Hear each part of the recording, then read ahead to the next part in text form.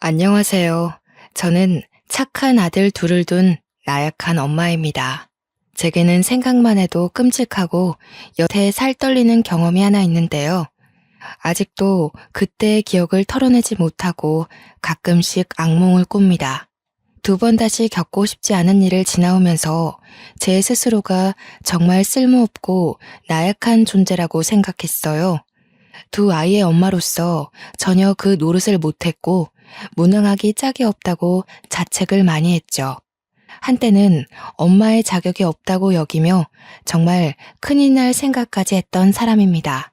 그때마다 제 곁에서 정신 차릴 수 있도록 따끔하게 충격을 준 남편 덕분에 끝내 기회를 다시 얻었네요. 이 글을 쓸 수 있게 되기까지 마음적인 여유를 얻는 데에 굉장한 시간이 걸렸습니다. 이제는 2년 전의 이야기가 되어버린 저의 끔찍한 과거를 지금 청취자들에게 들려드리고자 합니다.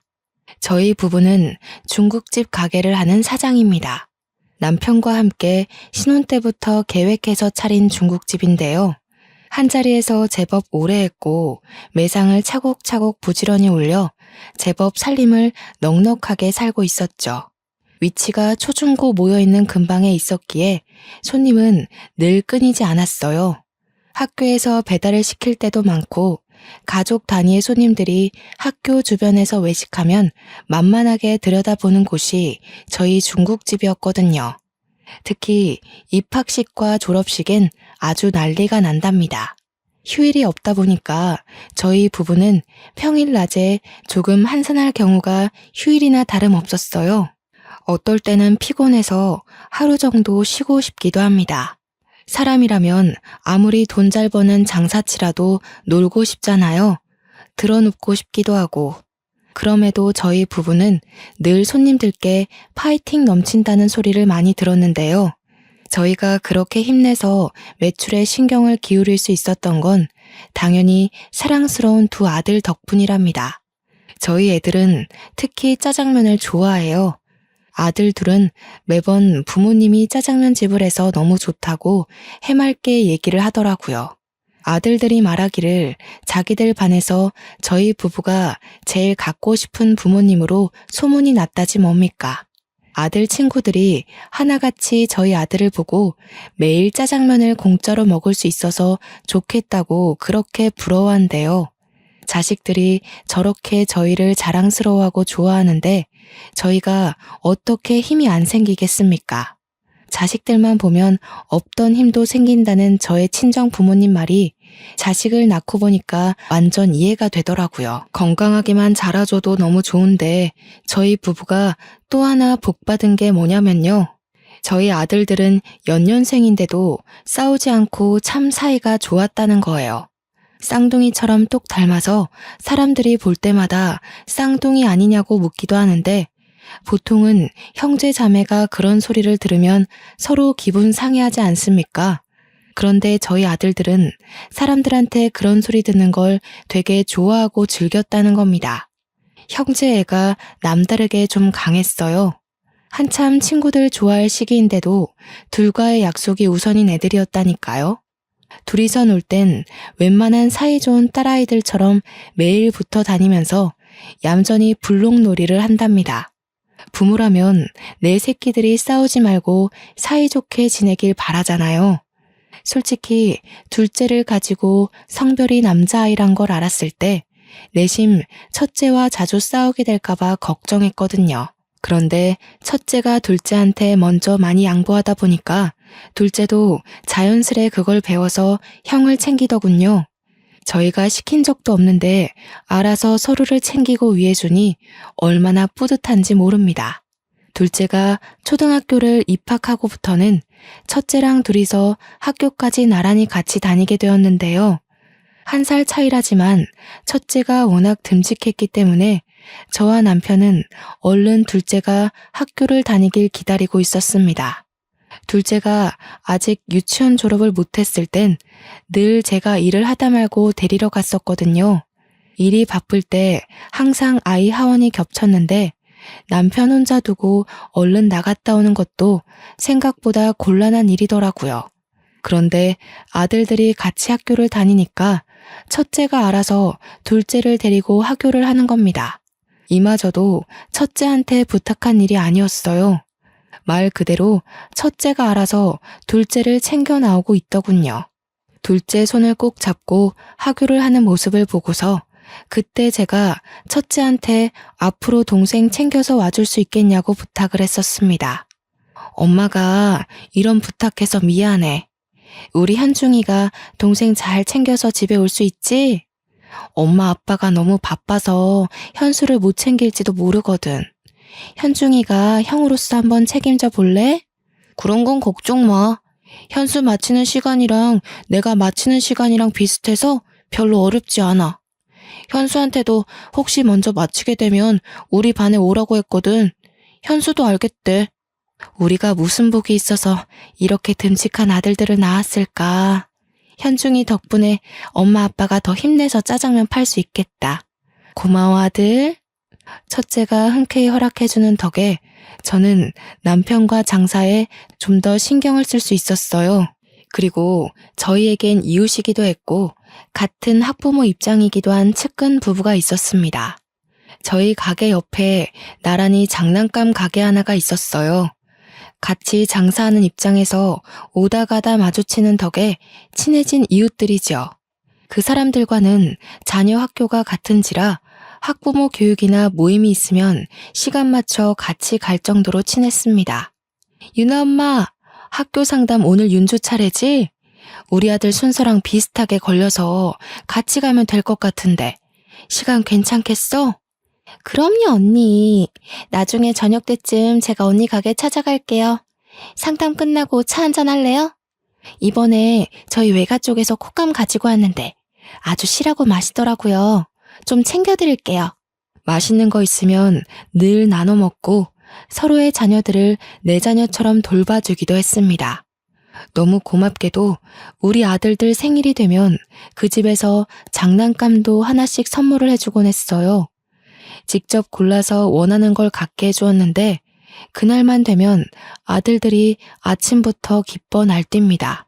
장난감 받는 날이라면서 마치 산타 할아버지한테 선물 받는 것처럼 행복해했죠. 아들이 둘인 저희와 달리 그쪽은 딸이 둘이었는데요. 저희처럼 연년생은 아니었고 첫째 딸이 우리 첫째 아들과 동갑이고 둘째 딸이 아직 유치원을 다니고 있었습니다. 서로 거리가 가깝다 보니까 자연스레 아이들 4명이서 서로를 잘 어울려 놀게 되더라고요. 따로 소개해준 적도 없는데 자기들끼리 이미 친한 걸 보고 역시 아이들 친화력은 남다르다고 생각했죠. 또 아이들 입장에선 얼마나 재미있는 환경이겠습니까? 조금만 왔다 갔다 하면 부모님 가게를 탐방할 수 있고 더 가면 학교 놀이터에서 놀 수도 있고 서로 늦게까지 놀더라도 집이 가까우니 금방 귀가할 수 있으니 말입니다. 저희 아들들은 물론이고 장난감 가게 딸내미들에게도 짜장면을 무상으로 많이 제공해 줬습니다. 맛있는 거 좋아할 나이들이다 보니 딸아이들도 자기 집에 가서 밥을 안 먹고 꼭 저희 가게로 와 중국 음식으로 해결하더군요. 아이들 건강에 해라도 될까봐 제가 나름 조절해서 식사를 챙겨주기도 했네요. 한날은 장난감집 둘째 딸이 짜장면을 먹는데 온 얼굴에 범벅을 해놨더라고요. 어머 유나야. 아이고 세상에 너희 엄마 아빠가 보면 시겁하겠다. 예쁜 옷도 다 버려놨네. 안 되겠다. 이러고 가면 내가 네 엄마한테 욕먹겠어. 이모랑 같이 씻으러 가자. 저는 그대로 아이를 달랑 들어서 2층으로 올라가 샤워까지 시켰습니다.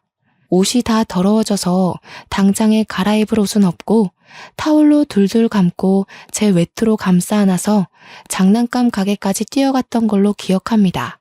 그때 그 집 가게 사모님이랑 얼마나 웃어댔는지 몰라요.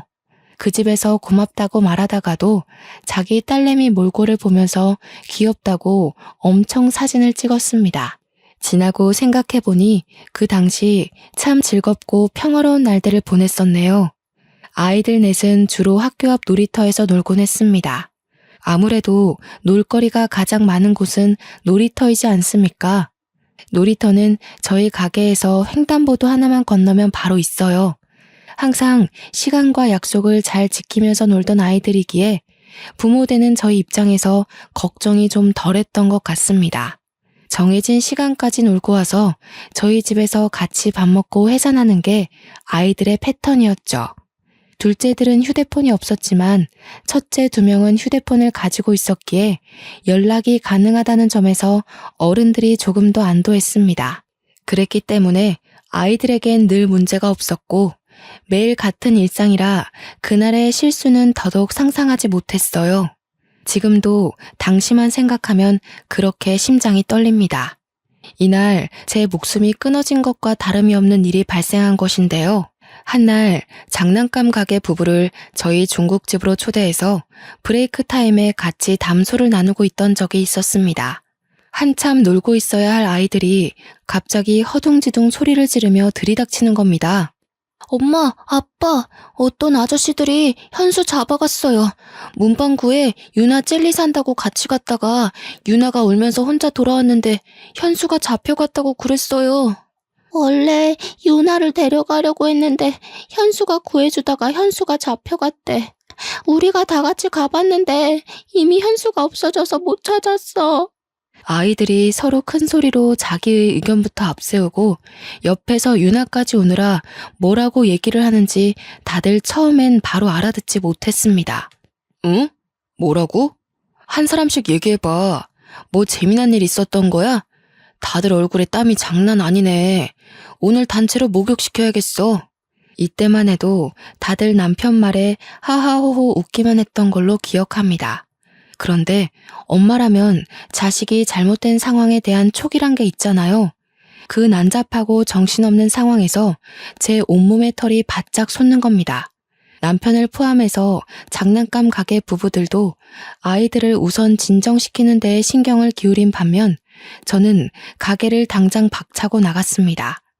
중구난방한 아이들의 주장에서 제 둘째 아들의 위험한 신호를 알아들었거든요. 제가 가장 먼저 가게를 뛰쳐나왔고 뒤늦게 아이들에게서 상황을 제대로 듣고 따라 나온 남편과 장난감 가게 부부가 시겁하며 같이 뛰었습니다.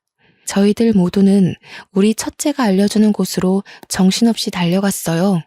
그러니까 아이들 말은 골목 쪽에서 차 한 대가 나타났고 원래는 유나를 데려가려 했는데 같이 있던 제 둘째 아들이 그걸 말리다가 아저씨 다리를 깨물었고 그것에 화난 아저씨가 유나를 버리고 제 아들을 잡아갔다. 그렇게 설명을 해주었습니다. 그 말을 듣는데 순간 머릿속이 새하얘지는 게 아니겠어요? 다리에 힘이 풀리고 심장이 내려앉아 정신을 차릴 수가 없더라고요. 어떡해 여보, 우리 현수 어떡해. 잘못된 거 아니야?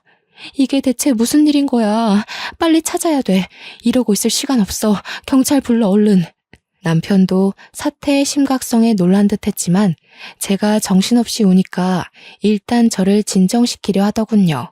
저는 애꿎은 남편을 붙잡고서 다 필요 없으니까 당장 경찰한테 전화 좀 해달라고 소리만 질렀습니다.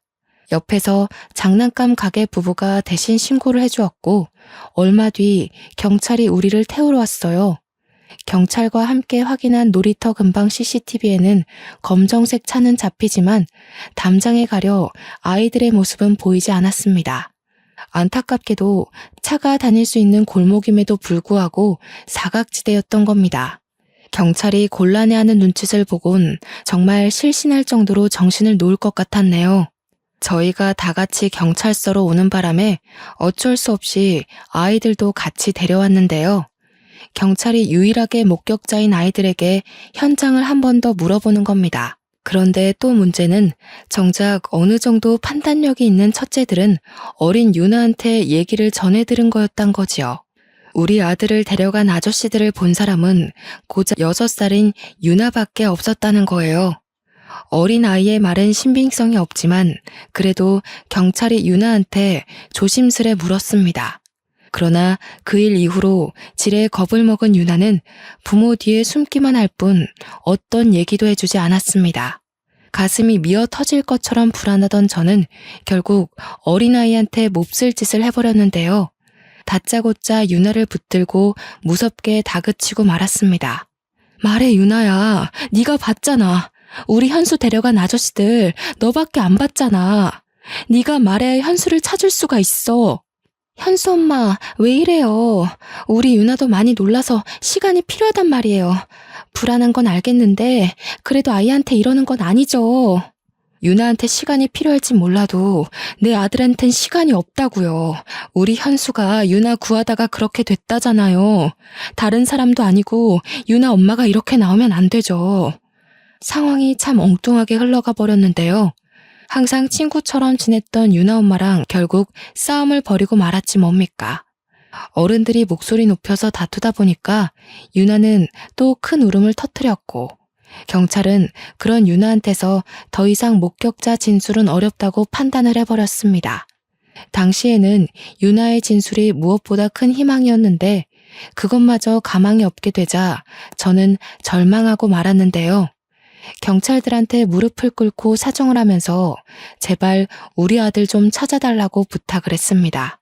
그나마 이성을 붙들고 있던 남편이 경찰과 얘기를 해서 신고 접수를 했던 걸로 압니다. 그 길로 우리 집과 장난감 가게 부부는 사이가 서먹해졌어요. 그래도 꽤 긴 세월을 이웃으로 함께 잘 지냈는데 한순간에 남보다 못한 사이가 되어버렸죠.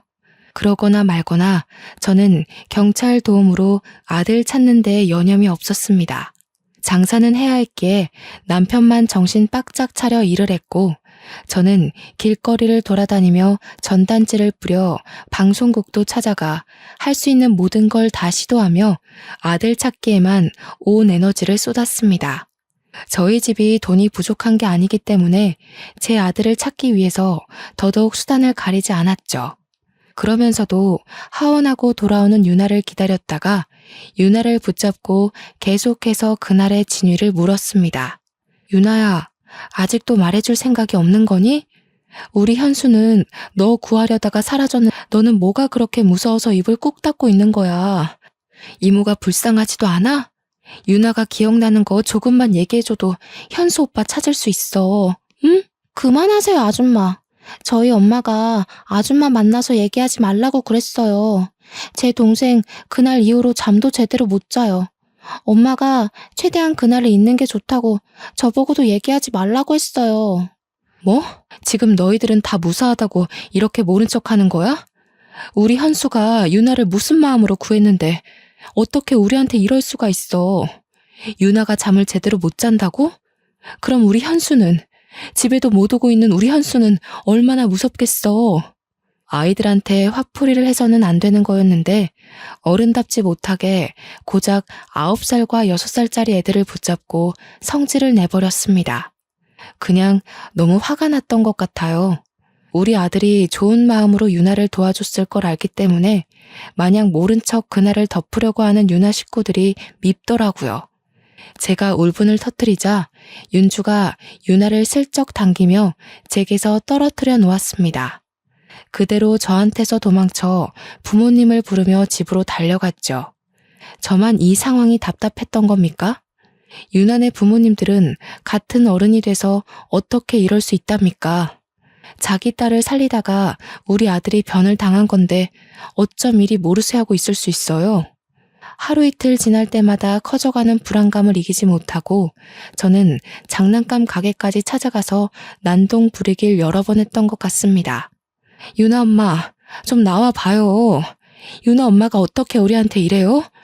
우리 아들이 왜 그런 변을 당했는지 알면 유나 엄마가 이러면 안 되는 거잖아요. 유나네 식구만큼은 이 상황을 모른 척하면 안 되는 거 아니에요? 여보, 이러지 마. 사정 이해 못하는 거 아니잖아. 여기서 이런다고 우리 아들 일이 해결되는 게 아니야. 그만하고 나랑 같이 계속 알아보자. 말이 안 되잖아. 우리 아들이 왜 그렇게 됐는데 관련 없는 사람들도 아니고 유나가 우리 아들을 봤어. 유나랑 내 아들이 같이 있었다고. 내가 이렇게라도 안 하면 우리 아들을 정말 찾지 못할 것 같아서 이러지. 제가 동네에 떠나가도록 소리를 지르고 오열을 하고 욕을 해도 유나 부모는 코빼기도 모습을 비추지 않았습니다. 그럼에도 양심은 있는지 저를 경찰에 신고까진 안 하더라고요. 그냥 문을 걸어 잠그고 제가 지쳐서 떠날 때까지 두들기도록 내버려 두기만 했습니다. 정말 고통스러운 시간이었어요. 경찰한테서 연락은 잠잠하고 자꾸 시간은 흐르는데 날씨는 또 얼마나 좋은지. 학교를 하교한 아이들의 웃음소리가 식당 안으로 흘러 들어올 때면 귀를 틀어막고 정수기 옆 구석에 앉아 울기만 했습니다. 제가 얼마나 못난 상태로 시간을 보내고 있었으면 우리 첫째가 와서 저를 달래주기까지 했을까요? 첫째가 저더러 미안하다고, 자기가 동생을 제대로 살피지 못해서 그렇게 된 거라고, 잘못했다 사과를 하는 게 아닙니까? 도대체 제가 무슨 큰 잘못을 했길래 둘째뿐만이 아니라 우리 첫째한테도 이리 못난 엄마 노릇을 하고 있는 건지. 고작 초등학생이었던 첫째를 꼭 안아주면서도 저는 망가지기 시작한 우리 가정을 마냥 손 놓고 있어야만 했습니다. 앞으로 우리 식구들이 얼마나 아픈 시간을 보낼지가 예측이 되더라고요. 별 수 없었죠. 그걸 알았음에도 제가 전혀 차릴 기운이 없었다는 겁니다. 그렇게 세월이 흘러서 결국 유나가 초등학생이 될 때까지 제 아들은 찾지 못했어요. 그 사이 결국 유나네는 이사를 가게 되었죠. 아마 그때부터였을 겁니다. 저는 다 죽은 사람처럼 집 밖을 나오지 않았어요. 장사도 돕지 못하고 내내 둘째 방에 누워만 있었습니다. 우리 아들의 살내음이 여전히 남아있는 그곳에서 벗어나지 못했어요. 매일 울기를 반복했고 실제 둘째의 꿈을 몇 번 꾸기도 했습니다. 첫째와 남편은 저를 걱정하면서도 어쩌지 못해 같이 소가리만 했는데요. 아픔이라는 건 시간이 약이라는데 저는 아들을 잃은 지 수년이 지나도 정신을 못 차리겠더라고요. 벌써 둘째를 못 본 지가 20년 가까이 되었지만 저의 시간은 여전히 과거의 그날로 멈춰 있었고 남편이 저를 병원에 데려갈 정도로 우울증까지 찾아왔습니다. 저 때문에 남편이 많이 고생했어요. 남편도 아들을 잃은 상심이 말 못하게 클 텐데 제가 너무 몸져 눕다 보니까 그 마음을 억지로 억눌렀을 거란 말이에요. 남편이랑 첫째 생각하면 그만 기운을 내야 하는데 하면서도 돌아서는 순간 둘째 생각 때문에 모든 걸 다 까먹어버리고 말았습니다. 그렇게 저희 식구들은 둘째가 없는 그 순간부터 매일 지옥길을 걸어왔습니다. 여보, 이번에 현중이 졸업해. 현중이가 당신 왔으면 좋겠다고 하더라. 언제까지 현수 때문에 현중이 내버려 둘 거야. 현중이 생각해서라도 기운 내야지. 제 시간은 둘째가 8살인 그때로 멈춰 있는데 어느새 첫째는 대학을 졸업하는 나이가 돼버렸더라고요. 제가 살펴보지 못한 사이에 첫째는 벌써 의대 졸업을 앞둔 장학생이 되어 있었습니다. 시간이 벌써 그렇게 흘러버렸다는 걸 정말 몰랐어요. 그런데도 왜 나는 여태 둘째를 찾지 못했을까? 내겐 그렇게 수많은 날들이 있었고 기회가 많았는데 왜 무력했을까? 더 힘을 내지 못했을까? 이렇게 모든 생각들이 결국 둘째로 이어지고 끝내 저를 향한 자책으로 연결이 되는데 제가 첫째를 챙길 수 있었을 리 만무하지 않습니까? 저는 남편과 첫째 졸업 이야기를 하다가도 둘째를 어제 잃은 사람처럼 남편 품에서 또 눈물을 흘렸습니다. 나 죽을 것 같아, 여보. 아무래도 안 되겠어. 우리 현중이한테 너무 미안하지만 나 우리 현수 이렇게 보내고 못 살아요. 내가 우리 아들 혼자 있는 걸 이대로 둘 수가 없을 것 같아. 무슨 소리 하는 거야, 지금? 현수를 정말 생각한다면 죽을 것 같은 힘을 억지로 내서라도 내 아들을 기다릴 생각을 해야지. 쓸데없는 생각하지 마. 당신 지금 현수 엄마이기도 하지만 현중이 엄마이기도 해. 이때야말로 제가 정말 진심으로 극단적인 생각을 했던 순간입니다.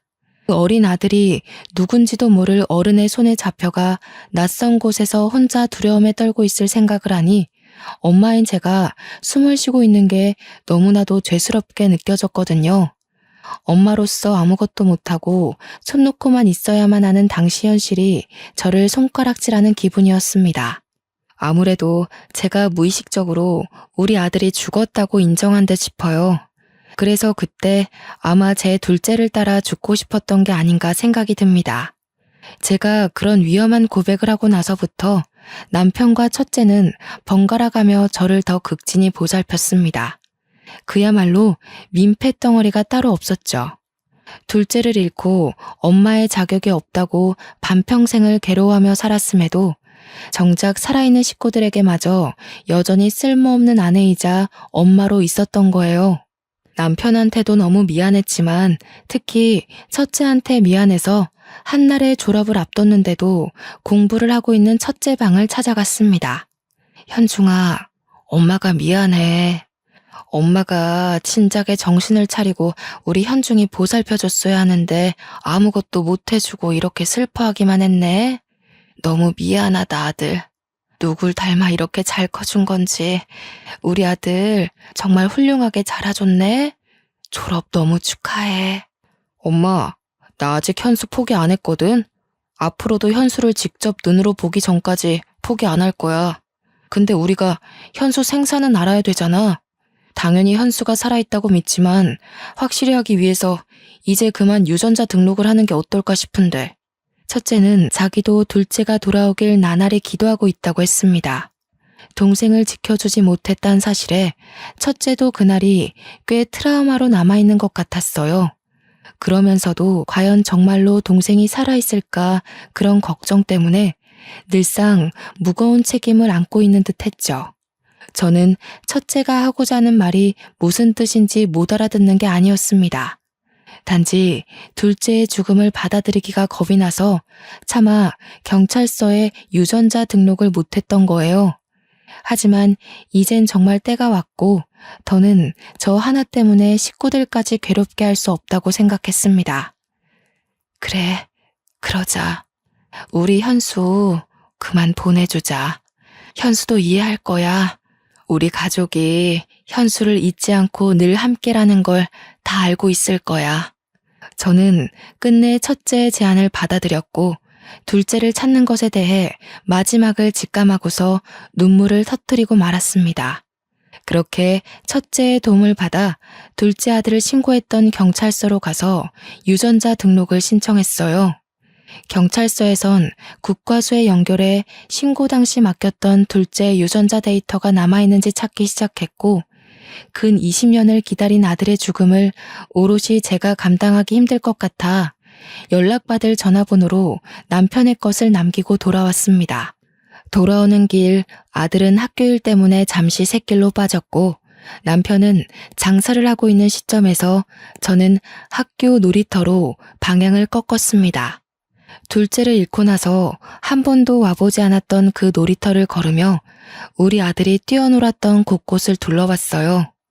아이의 얼굴이 잊히지도 않고 속속들이 떠오르더라고요. 한 번만이라도 좋으니 마지막 인사라도 해주고 보내고 싶은데 장례도 치르지 못하고 불쌍하게 보내줘야 하는 우리 둘째를 생각하며 저는 겨우 기억하고 있는 추억들을 정리하고 있었습니다. 그러나 이제 그만 놔줘야 된다고 마음을 먹었는데도 불구하고 또 금세 가슴을 쥐어뜯고 말았는데요.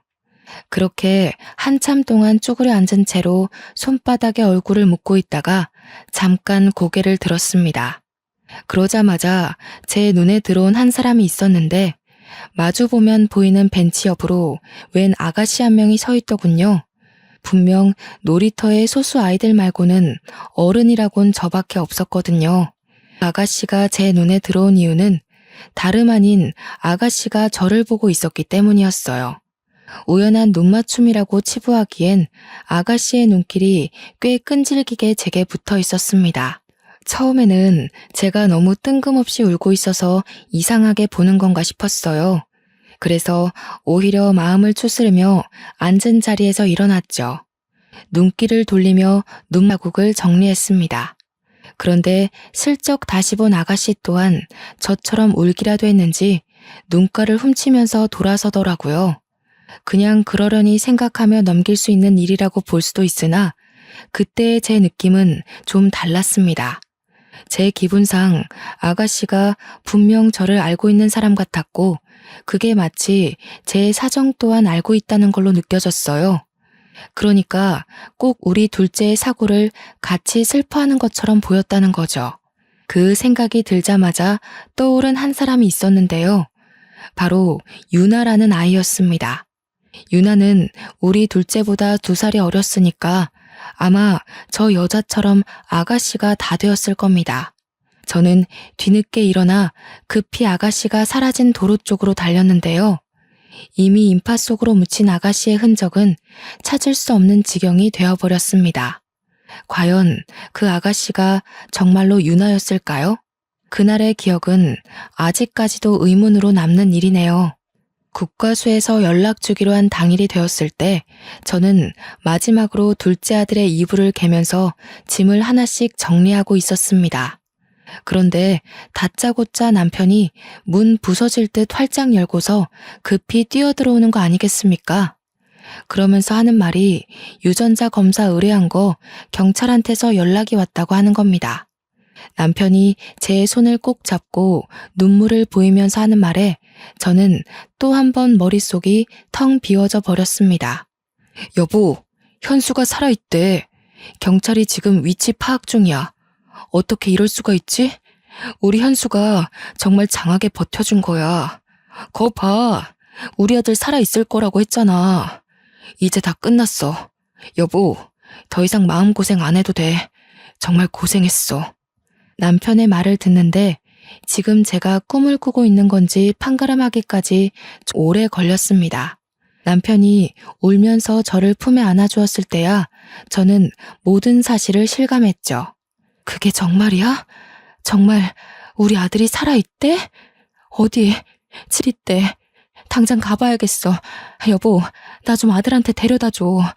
경찰이 연락 줄 거야. 아마 하루 정도는 걸릴 거라고 했어.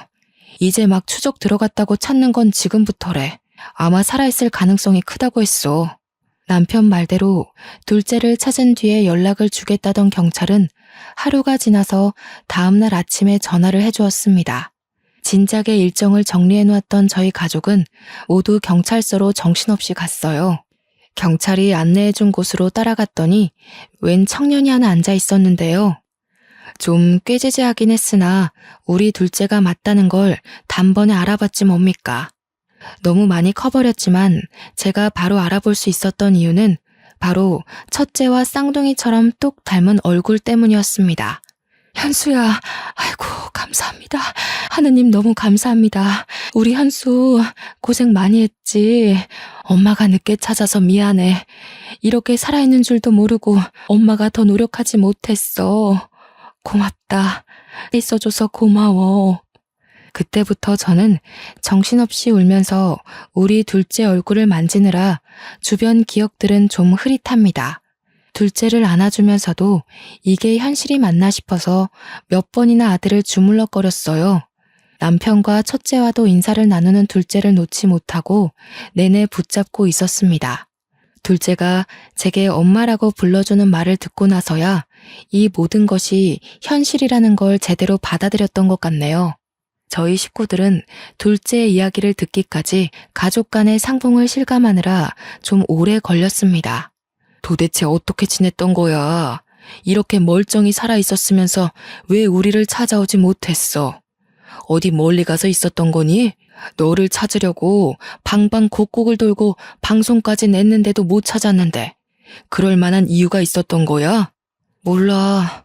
살았는지도 모르겠고 집에 어딘지도 기억이 잘 안 나고 그냥 깡패 아저씨들이 도망가면 가만 안 둔다고 해서 시키는 대로 있었어. 듣고 보니 둘째는 잡혀가자마자 웬 껌파리로 구걸을 하면서 사람들한테 돈을 받아 바치는 일을 했다고 합니다.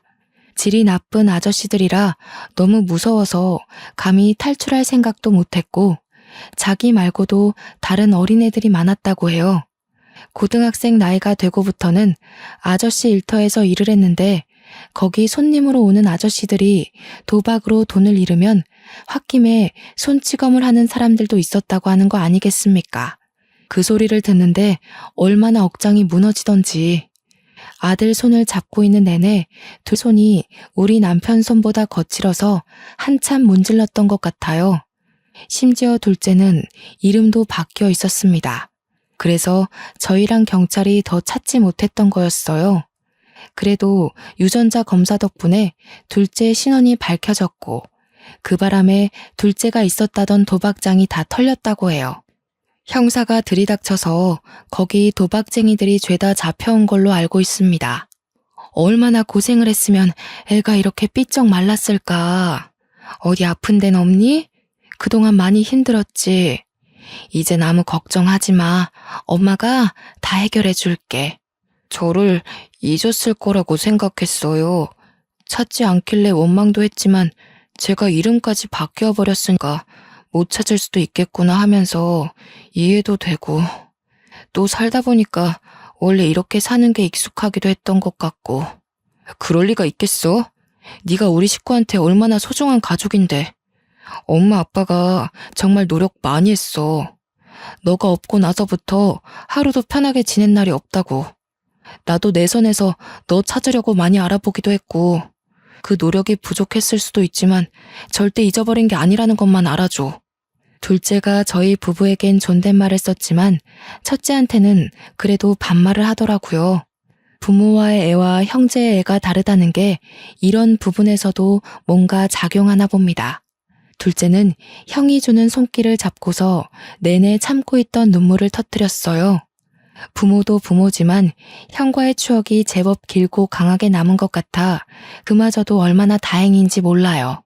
그렇게 한참을 가족끼리 대화를 나누고 있는데 중간에 경찰이 오더니 둘째한테 무언가를 보여주더라고요. 다행히 몽타주가 일치하는 사람도 같이 잡혀왔네요. 보아하니 상습범이더라고요. 배현수 씨 잡아간 사람 이렇게 생긴 사람 맞나요? 둘째는 형사가 보여주는 몽타주를 보면서 완전히 똑같은 건 아니지만 대충 그렇다고 했습니다. 실 사진도 아닌데 몽타주만 보고도 둘째가 겁을 먹더라고요. 그래서 제가 아이의 손을 더 세게 잡아주었죠. 헌데 경찰이 보여주는 몽타주에서 좀 의아한 부분이 있었습니다. 이건 저만 그렇게 느낀 것이 아니라 식구들 모두 이상하게 생각한 부분이었는데요. 저희 사건에는 어린아이 유나 말고는 목격자가 없었지 않습니까? 목격자가 더 있었다면 한참 경찰들이 사건을 파헤칠 때 드러났을 겁니다. 유나네 집은 이사하면서 그대로 도망쳐 버렸으니 사실상 목격자가 없는 것과 같은데 이게 어떻게 된 일일까요?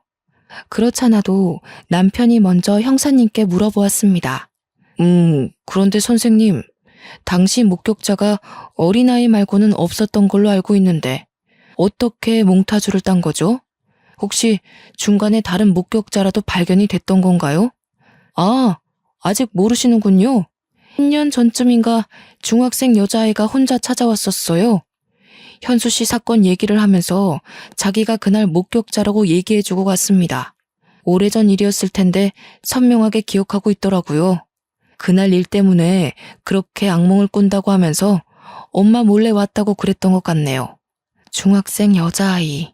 그 말을 듣는데 왜 놀이터에서 본 아가씨의 모습이 오버랩 되는 건지 몰랐습니다. 엄마 몰래 찾아왔었다는 말도 저의 반응을 크게 만드는 데에 한몫했어요. 뭐라고요? 그 아이가 분명 목격자라고 그랬습니까? 10년 전이 중학생이면 지금 20대라는 거죠? 혹시 그 사람 성함이 어떻게 되는지 알 수 있을까요? 아이고, 그건 목격자 신원 보호 때문에 말씀드리기가 곤란해요. 죄송합니다.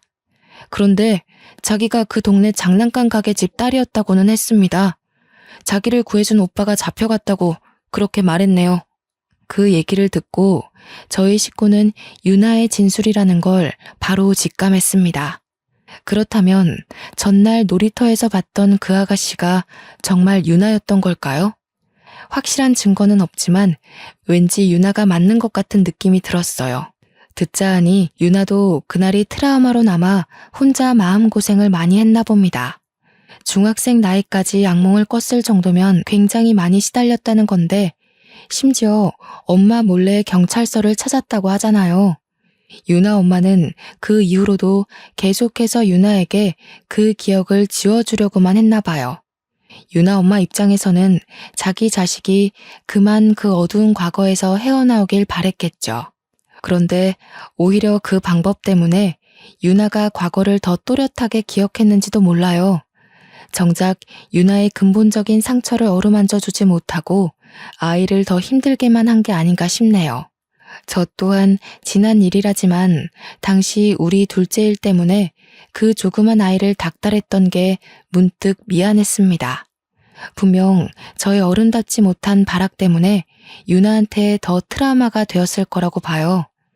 지금은 유나네가 어디서 어떻게 살고 있는지 모르겠지만 우연히 만나게 된다면 유나한테 꼭 미안했다고 말해줘야겠습니다.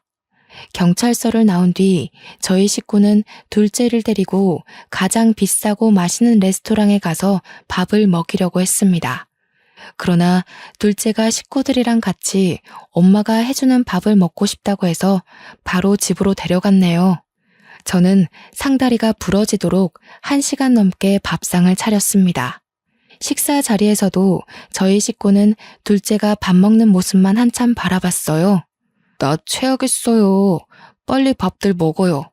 나도 울고 싶은 거 엄청 참고 있거든요. 그러니까 이제부터 그만 울기야. 지금까지 서로 얼마나 많이 울었겠어요. 만나서까지 울지 말아요, 우리. 이제 서로 웃기만 해요. 그래, 그러자. 그래도 이 말은 꼭 해주고 싶네. 이렇게 잘 버텨줘서 너무 고맙다. 앞으로 하고 싶은 일, 사고 싶은 거 있으면 형한테 말해. 형이 다 해줄게. 누구보다 힘들었을 우리 둘째가 앞으로 사회에 정상적으로 재기할 수 있도록 저희 식구는 지원을 아끼지 않을 생각입니다. 저는 아직도 이게 꿈인지 생시인지 가끔 몰라서 자다가 새벽에 일어나 둘째 방문을 열어봐요. 벌써 이 일이 2년 전이 되었음에도 한번 둘째와 못해봤던 추억들을 나누려면 또 다른 의미로 정신이 없을 것 같습니다. 그렇게 지내다 보면 자연스레 저의 불안한 증세도 많이 완화되겠죠. 기적처럼 제 품으로 돌아와준 우리 아들의 이야기를 쓰면서 과연 제가 글을 잘 마무리할 수 있을까 싶었는데 벌써 마지막 인사를 할 차례네요. 이곳에 제 아픔을 풀기까지 오랜 시간이 걸렸다고 말씀드렸는데요. 나름 여기다 정리를 해보니까 지난 날보다 제가 많이 안정되었다는 걸 느꼈습니다. 좋네요. 이런 기회를 통해 제 안에 있던 온전한 트라우마를 꺼내놓은 기분이에요.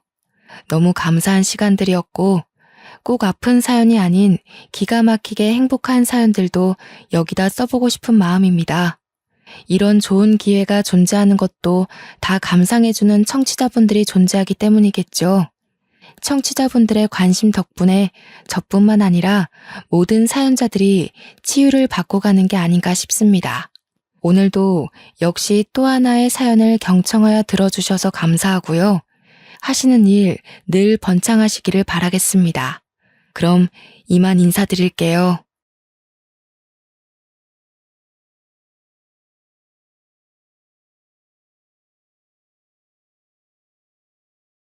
반갑습니다. 저는 30대 여자입니다.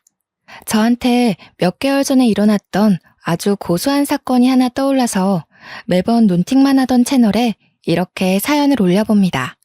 어떤 이야기인지 궁금하시죠? 생각만 해도 속이 시원해서 웃음이 자꾸 터져나올 것만 같네요.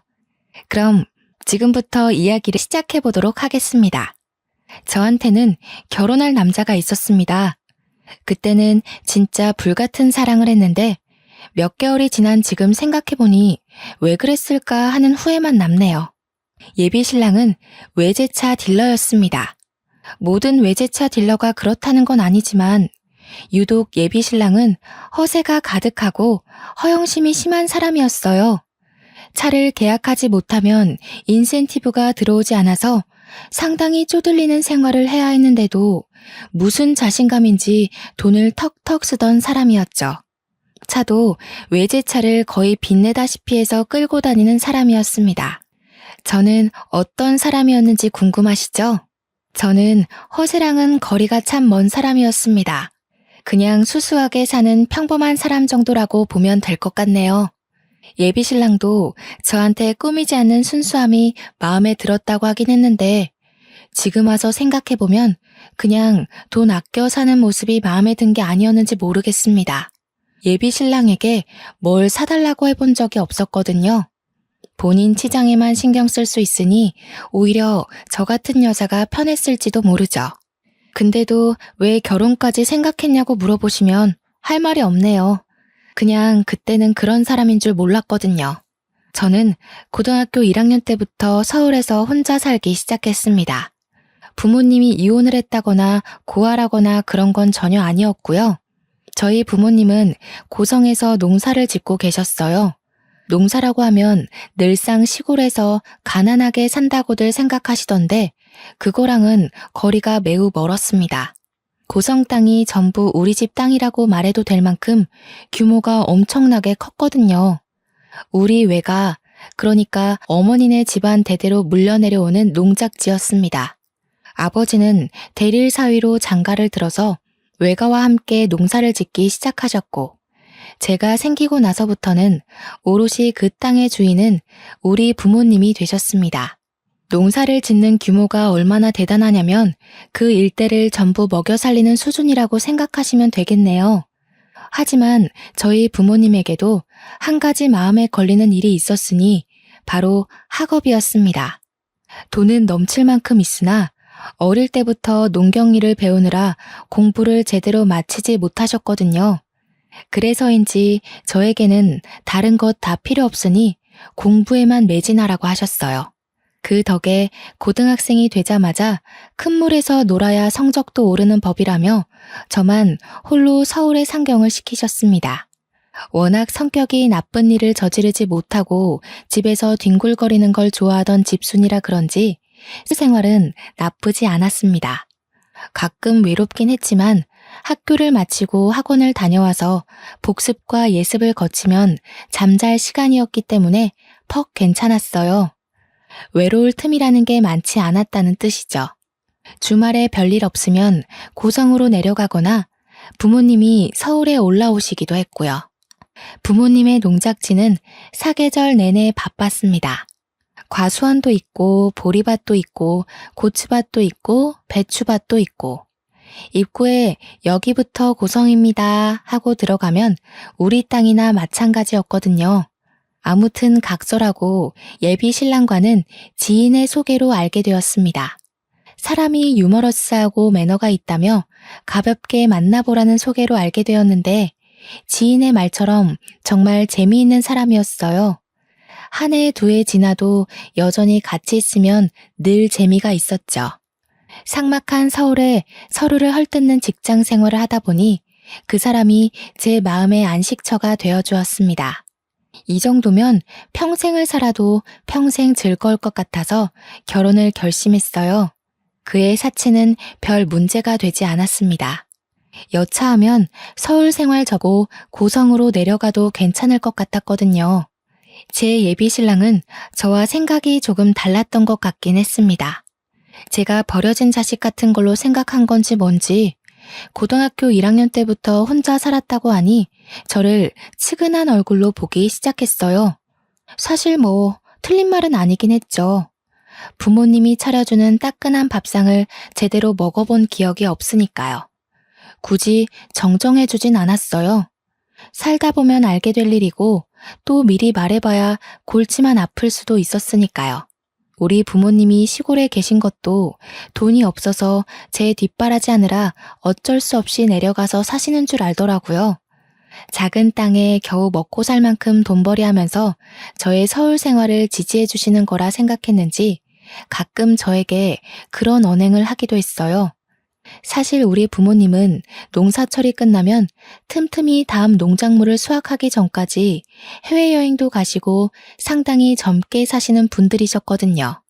오죽하면 제가 다녀온 여행지보다 부모님께서 다녀온 여행지가 몇 배나 더 많으니까요.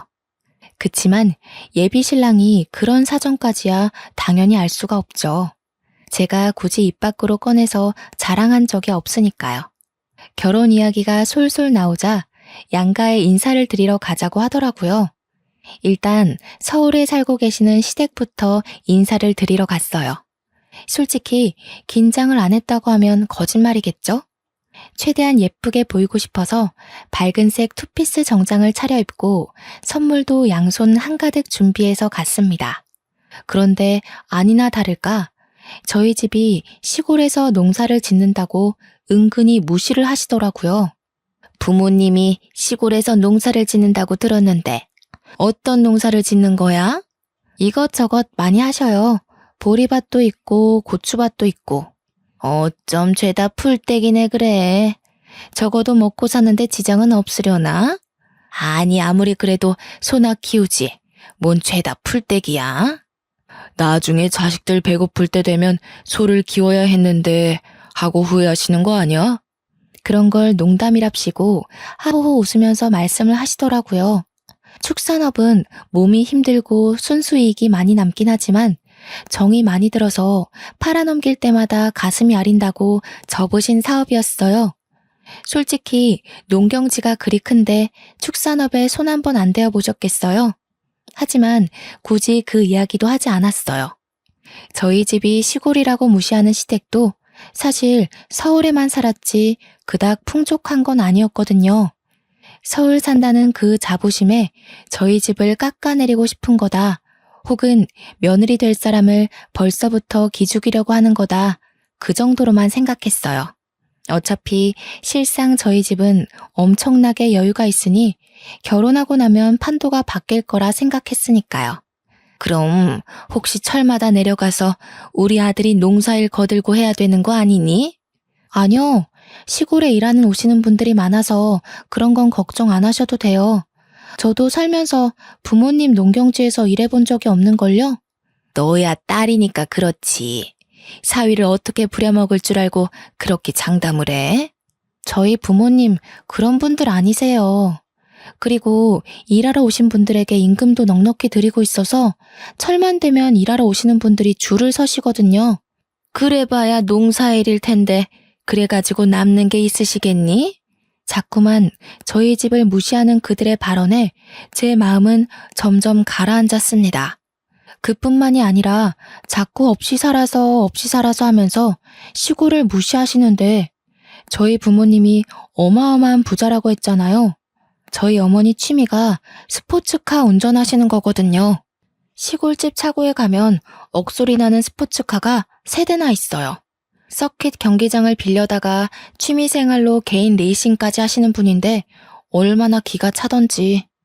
그런 것도 모르고 돈돈거리는 게 퍽이나 우스웠습니다. 그리고 아무리 시골을 무시한다고 해도 예비 사돈이 될 가족이나 다름없는 사람들인데 대놓고 저러니까 정이 뚝 떨어지더라고요. 아무리 그래도 결혼이라는 건 가족과 가족 간의 화합인데 벌써부터 일이 삐걱거리면 평생 어떻게 살 수 있겠어요.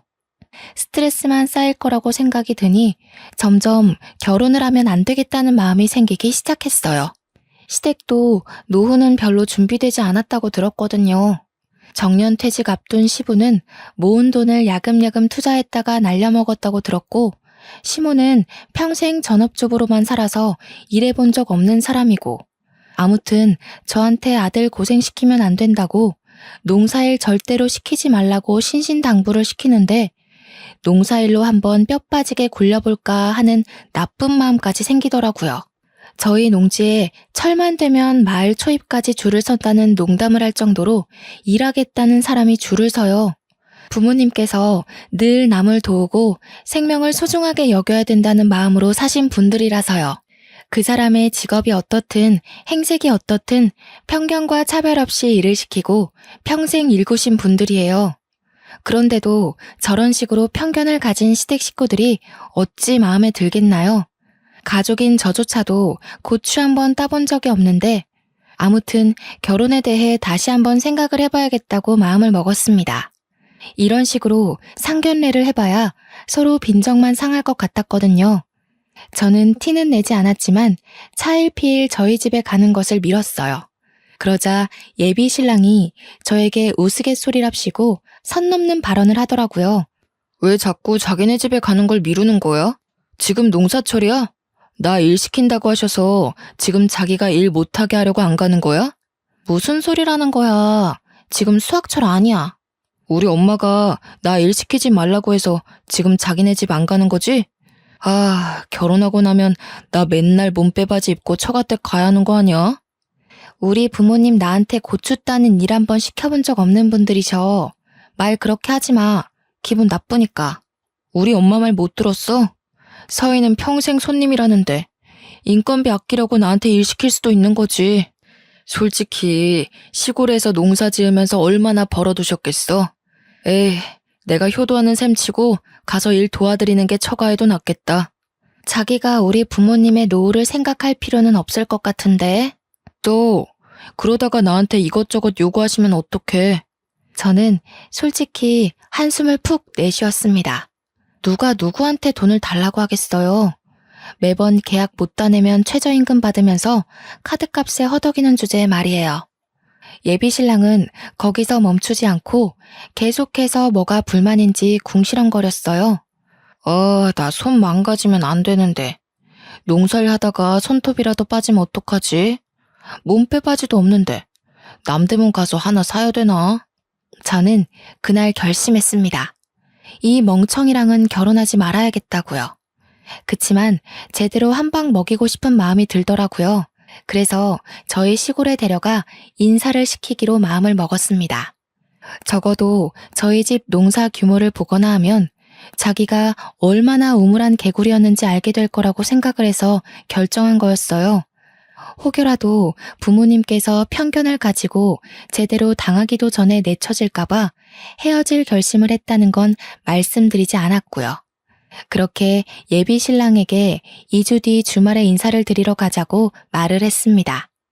그렇게 벼르고 벼르던 저희 집에 가는 날이 왔습니다. 그날 원래 예비 신랑의 차를 타고 가려고 했는데 하필이면 일주일 전에 예비 신랑의 차가 고장이 났어요. 아무래도 외제차지만 연식이 오래된 차를 꾸역 끌고 다녔던 탓에 장고장이 많긴 했거든요. 솔직한 심정으로는 그 유지비로 그냥 국산차를 사는 게 낫지 않나 싶었지만 외제차라는 그 엠블럼이 뭔지 예비 신랑은 끝까지 그 장고장 많은 차를 고집하더라고요. 아무튼 차가 없으니 어떻게 하겠어요? 예비 신랑은 차라리 날짜를 미루는 게 어떻겠느냐고 말했지만 저는 저희 부모님께서 준비 많이 하셨을 텐데 절대 안 된다고 했습니다. 차라리 고생도 좀 하고 잘 됐다 싶었어요. 버스를 타고 터미널에도 또 시내버스를 타고 거의 3시간 30분을 걸려서 돌고 돌아 도착했습니다. 아침 7시에 출발했는데 벌써 10시를 훌쩍 넘겼더라고요. 젊을 때 운전대를 잡았던 예비 신랑은 오랜만에 탄 버스에서 멀미를 하느라 정신이 없었습니다. 고개만 돌려도 토할 것 같다면서 지가지는 어떻게 가냐고 벌써부터 우는 소리를 했어요. 저는 은근히 고소한 마음이 들어서 집에 갈 때는 멀미약이라도 마시자고 했죠. 아니, 이런 시골에 도대체 어떻게 사신다는 거야? 여기까지 오려면 버스 타고 3시간을 넘게 와야 하는데 그것도 3번이나 갈아타고. 어차피 다음부터는 차 끌고 올 거잖아.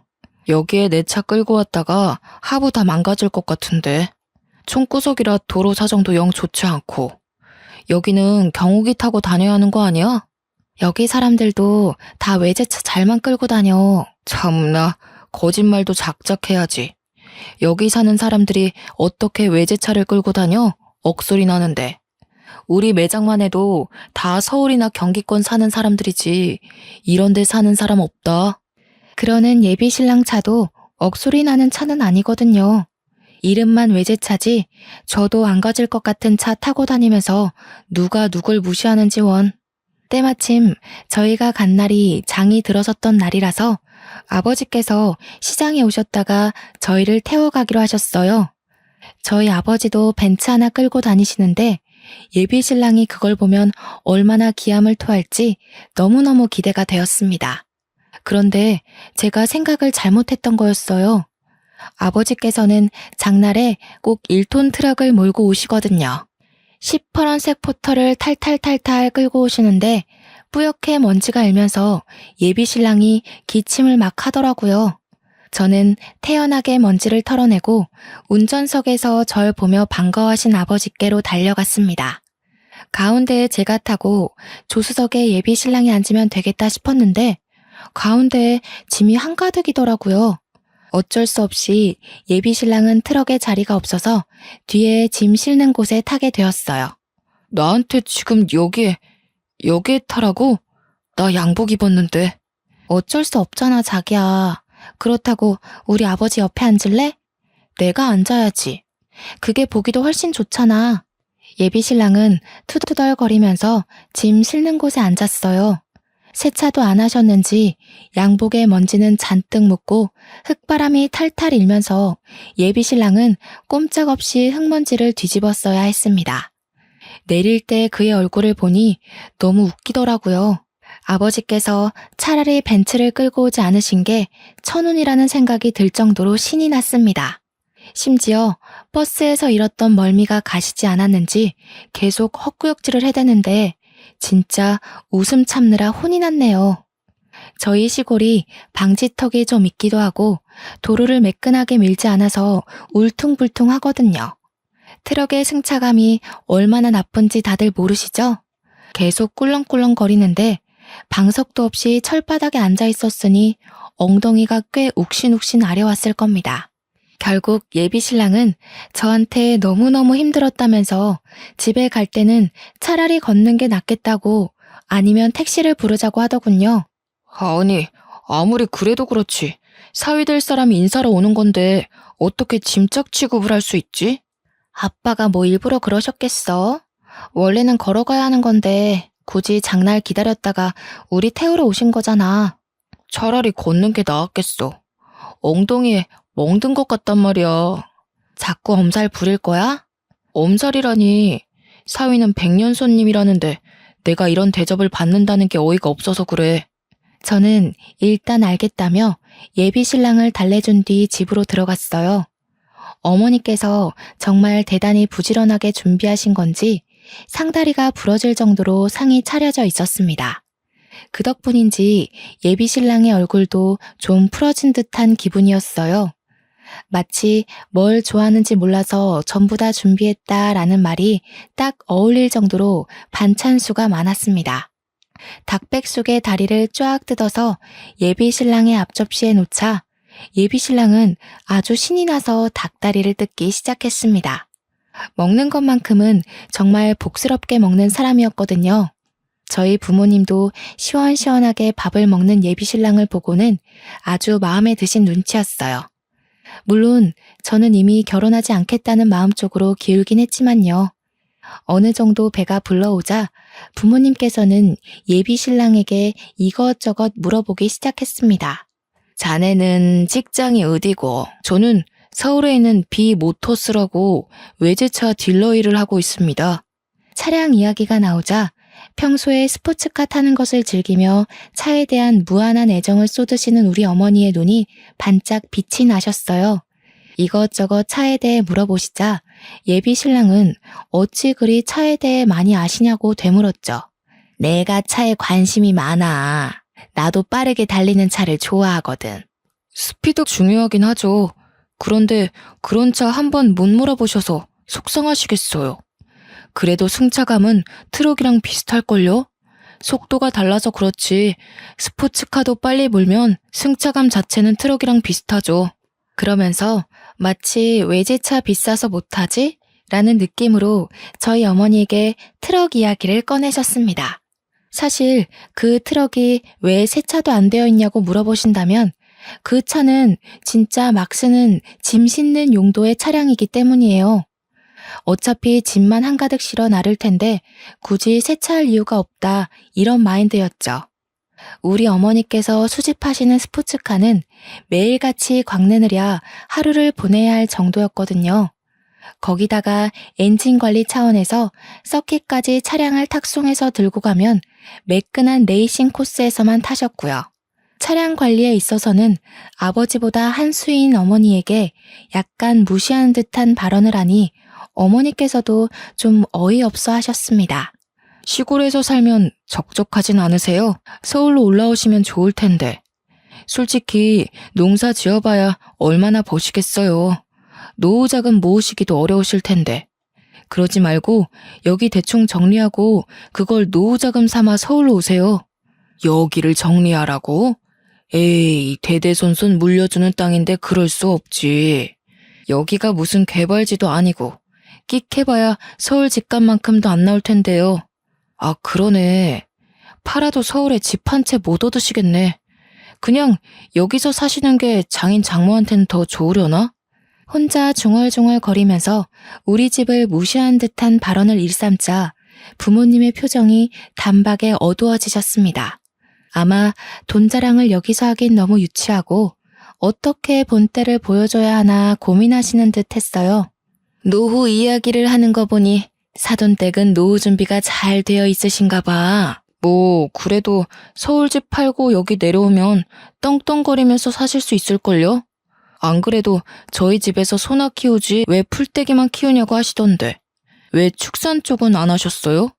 계속해서 우리 집을 무시하자 부모님께서 찬물만 벌컥벌컥 들이키시더라고요. 아무리 생각해도 이건 아니다 싶은데도 불구하고 제가 데려온 남자이니 함부로 못하시는 듯 했어요. 당신 말이 좀 이상하다. 풀떼기나 키우냐니. 축산업보다 훨씬 돈 되는 거야 이게. 세상 물정 모르네. 척값만큼 속값도 비싸다던데. 그 소 한 마리 키우려면 얼마나 많은 돈이 들어가는 줄 알아? 소 판값보다 키우는 값 계산을 먼저 해야지. 세상 물정 모르는 게 누군데 그래.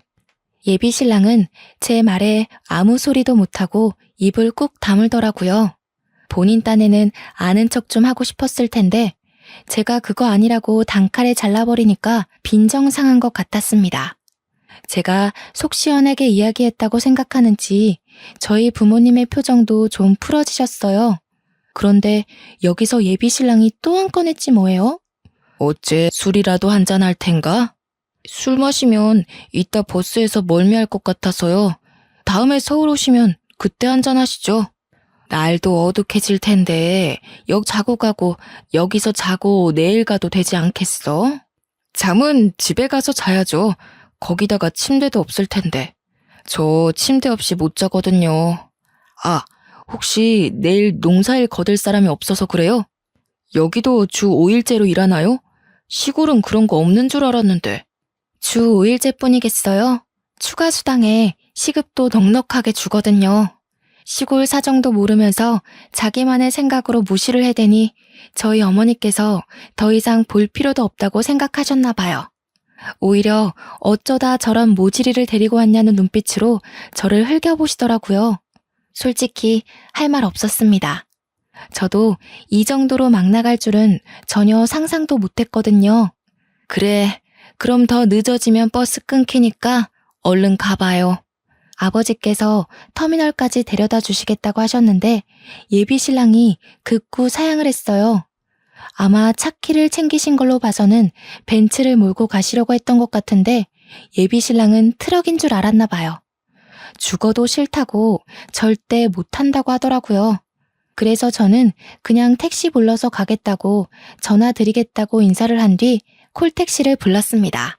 콜택시를 기다리는 동안 아버지는 빈손으로 보내는 것이 영 마음에 걸리셨는지 창고에서 이것저것 챙겨오셨어요. 농사 지은 구황작물부터 타곡을 끝낸 보리까지 손수 지으신 상품들이라 아주 자부심 넘치는 농작물이었어요. 저는 그 맛을 익히 알고 있기에 너무너무 감사하다면서 양손 가득 챙겼는데 예비 신랑은 영 탐탁치 않은 얼굴이었습니다. 나 보리밥 안 먹는데 솔직히 감자도 별로 파지 않나? 저는 예비 신랑의 옆구리를 푹 찔렀는데 그간 눈치 빠르던 건 다 연기였는지 왜 찌르냐고 저한테 슬쩍 심퉁을 부리더라고요. 애써 챙겨준 농작물까지 시큰둥해 하니 어머니는 완전히 정나미가 털린 듯한 얼굴로 저를 보셨습니다. 저는 겸연쩍게 웃고는 계속 이따 연락드릴게요만 반복했어요. 시골 농작물은 먹지도 않는다는데 뭘 그리 챙겨주고 그래요? 조심히들 가고 다음에 뭐 볼 수 있을지 모르겠지만 그간 건강하게. 다음에는 서울에서 봬요. 제가 완전 비교도 안 되는 풀코스로 모시겠습니다. 그 말은 즉슨 어머니께서 직접 차린 상이 별로라는 소리로 들렸어요. 물론 제가 뵙에 꼬여 있어서 더욱 그렇게 느껴진 걸 수도 있는데 솔직히 저희 부모님도 똑같이 생각하시는 것 같았습니다. 예비 신랑만 배 터졌던 그날을 뒤로 저는 곰곰이 생각을 해보기로 했어요. 솔직히 30대의 나이에 결혼 압박이 없다고는 할 수 없지만 그래도 아무나 골라서 결혼을 할 순 없잖아요. 그래서 이별을 결심했습니다. 제가 연락이 잘 되지 않자 예비 신랑은 무슨 일이 있는 거냐며 퍽 다정하게 제게 물어보았지만 저는 시큰둥하게 대답했어요. 그러더니 저에게 만나자고 하더라고요. 그래서 이때다 싶어서 이별을 이야기할 생각으로 예비 신랑을 만났습니다. 무슨 일 있는 거 맞지? 왜? 장인 장모가 그 땅 팔고 서울이라도 오시겠대? 무슨 소리라는 거야. 그 땅을 팔긴 왜 팔아? 에이씨, 그 땅이라도 팔아야 우리 집 사는데 좀 보태주시고 할 거 아니야. 솔직히 시골 땅값이 얼마나 하겠냐마는. 그래도 우리 한 푼이 급하잖아. 그거야 네가 모아둔 돈이 없으니까 그런 거지. 그러길래 사치 좀 그만하고 돈 모아두지 그랬어? 그깟 고물자 굴린다고 한 달에 나가는 유지비가 얼마야? 제가 평소에는 잘 하지 않던 말로 잔소리를 해대자 예비 신랑이 정색하며 입을 다물더군요. 그 사람이 제일 아끼는 외제차를 대놓고 무시해서 더욱 그런 것 같았습니다. 야, 아무리 그래도 트럭만 하다가 외제차 타보니까 좋지 않든? 너도 솔직히 내 차 타면서 어깨에 힘도 주고 그랬잖아. 내가 외제차를 한 번도 안 타봤을 것 같아? 어이없어 정말. 그리고 자꾸 우리 집 무시하는데 나 너무 기분 나쁘거든? 내가 또 언제 무시를 했다고 그래. 그건 무시가 아니라 사실이지. 대놓고 말해서 사위 될 사람 온다는데 트럭 세 차도 안 해놓으시고 거기다가 버스 타고 갈 거 뻔히 알면서 줄줄이 농사 지은 거 싸주실 건 뭐야? 그거 누가 먹는다고. 그게 무시를 한다는 거야. 남들은 감자 안 사 먹고 보리 안 사 먹니? 귀한 거 손에 들려주니까 싫은 티나 팍팍 내고. 네가 우리 집에 대해서 어떻게 생각하는지 잘 알겠어. 네가 우리 집 분수에 맞지 않은 사람이라는 것도 알겠고. 마지막 말은 솔직히 비꼰 거나 다름없었어요. 우리 집 분수 발끝에도 미치지 못한 놈이라고 말한 거였지만 그 인간은 마치 제가 주제 파악이라도 한 듯 생각하더라고요. 물론 서울이랑 고성이랑 수준 차이가 나긴 하지만 나는 그런 거 신경 안 써. 당신이 대기업에 다니고 있고 나도 외국 회사 다니는 거나 마찬가지고 우리 둘만 신경 쓰면 되는 거 아니겠어? 끝까지 고작 외제차 딜러 주제에 외국계 회사에 다닌다고 허세를 떠는 꼴이 우스웠습니다. 저는 결국 헤어지자고 이야기를 꺼냈고 예비 신랑은 절대로 이해할 수 없다며 저를 회유하기 시작했어요. 처음에는 집안 차이 때문에 그러냐며 전혀 신경 쓸 거 없다고 자신만만하게 굴다가 제가 그게 아니라는 식으로 말을 하니 저에게 화를 내더라고요. 누가 누구를 차는 거냐며 고성에는 이런 남자 없다고 저한테 악을 쓰고 달려들다가 제가 아무 소리 안 하고 빤히 보자 울면서 매달렸어요. 그러더니 지도 자존심이 상했는지 시촌년이랑은 결혼 못하겠다고 먼저 가버리더라고요. 솔직히 너네 집 농사 짓는 거 너무 쪽팔렸어. 집이 크긴 하지만 주위에 아무것도 없이 밭만 널찍하게 있는 것도 이상했고 트럭 하나 탈탈 몰면서 농사가 천직인 듯 구는 너네 부모님도 가난해 보이더라. 노후 자금이라도 내놓아라 할까 싶어서 고민이었는데 잘됐다 촌년아. 예비 신랑은 저에게 큰 소리를 치면서 헤어짐에 찬성한다고 했어요. 저는 끝까지 더러운 꼴을 하는 그 사람에게 치가 떨렸습니다. 그날 이후 저와 그 사람은 연락을 뚝 끊었어요. 지지부진하게 매달리기라도 했으면 서로 피곤할 법했는데 그런 일이 없어서 다행이었죠. 요즘 왜 안전이별이니 뭐니 말도 많잖아요. 헤어진 연인에게 보복성으로 나쁜 짓을 한다던가. 그래서 한동안 예민하게 지냈는데 그런 일도 일어나지 않았습니다. 그렇게 한 2주일쯤 지났을까요? 어머니께 연락이 왔어요. 그날 그렇게 만난 뒤로 딱 한 번 통화를 했었는데 제가 헤어질 거라고 하긴 했거든요. 어머니께서도 어디서 그런 모질이를 데리고 왔냐고 저한테 한 소리 하셨고요. 그 모질이랑은 어떻게 됐니? 헤어졌어요. 아니 우리 집을 무시해도 유분수지. 나한테 촌년이니 뭐니 막말을 하더라니까요. 너한테 뭐라고 했다고? 촌년? 내가 그런 소리 들을까봐 일찌감치 서울로 상경시킨 건데 그게 뭔 소리래?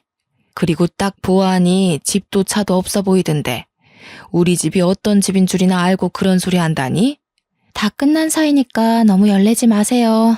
안 그래도 저도 한마디 콱 해줬으니까요. 그러지 말고 아주 귀를 콱 눌러주러 가자. 저는 어머니의 말에 의문을 품었습니다.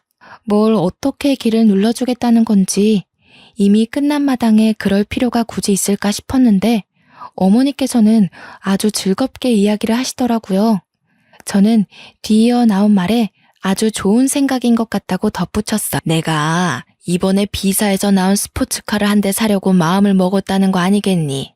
예약이라도 하러 가야 할 것 같은데 그 모지리가 비모터스에서 일을 한다며? 가서 아주 길을 팍 살려주려고 했는데 헤어진 마당에 그럴 필요 없지 뭐. 이번 주 주말에 올라가마. 저는 어머니께 아니 스포츠카가 3대나 있으면서 또 산다는 건 너무 사치지 않냐고 물어보았지만 하늘 아래 같은 엔진은 없다면서 그런 소리 하지 말라 하시더라고요. 어머니께서 본인에게 주어진 재력을 그렇게 쓰시겠다는데 제가 뭘 더 어떻게 할 수 있겠어요. 근데 생각을 하면 할수록 은근히 재밌겠더라고요. 시골에서 농사 짓는다고 풀떼기만 먹고 산다고 가난한 줄 알았던 우리 집에서 떡하니 그 차를 사겠다고 예약을 하면 얼마나 놀란 얼굴로 저희를 바라볼까 싶어서요. 어머니께 어디서 만나는 게 좋겠냐고 물어보니 비모터스 앞에서 바로 만나자고 하시더라고요. 저는 나름 곱게 차려입고 전 남편이 일하는 매장에 찾아갔습니다. 수일 만에 제가 일하는 직장으로 찾아가니 전 남친이 퍽 놀란 듯 저를 마중 나왔습니다. 여긴 무슨 일이야? 너도 이성적으로 생각해보니까 역시 나만 한 사람이 없지? 그게 무슨 시덥지 않은 소리야? 차 사러 왔어. 우리 엄마가 차 사고 싶대서. 여기에 어머님 타실 만한 차가 없을 텐데. 괜한 허세 부리지 말고 정 그러면 내가 중고차 딜러라도 소개시켜줄게. 우리 차 꽤 비싸다. 땅 팔아도 사기 힘드실걸? 저는 대꾸해주지 않았습니다. 어머니께 전화라도 드려야 하나 하고 있는 찰나에 갑자기 저거 뭐야? 하는 소리와 함께 주변이 어수선해지기 시작했어요. 곧 부앙하는 큰 소리와 함께 매장 주차장에 새끈한 스포츠카 한 대가 주차를 했습니다. 옆에서 계속 자기 보러 왔냐고 넌지시 옆구리를 쿡쿡 찔러대던 전남친의 눈도 돌아가게 만드는 스포츠카였습니다. 그 차로 말할 것 같으면 저희 어머니께서 가진 컬렉션 중 가장 아끼는 차였어요. 국내에는 딱 5대만 들어온 차량이라 무려 20억 원이 넘는 차이기도 했고요. 5대 중 1대는 우리 어머니, 나머지는 대기업 회장님들이 사가신 걸로 알아요. 커다란 엔진음에 걸맞는 매끈한 작태에 매장에 있던 사람들이 하나둘 구경을 하러 나갔어요.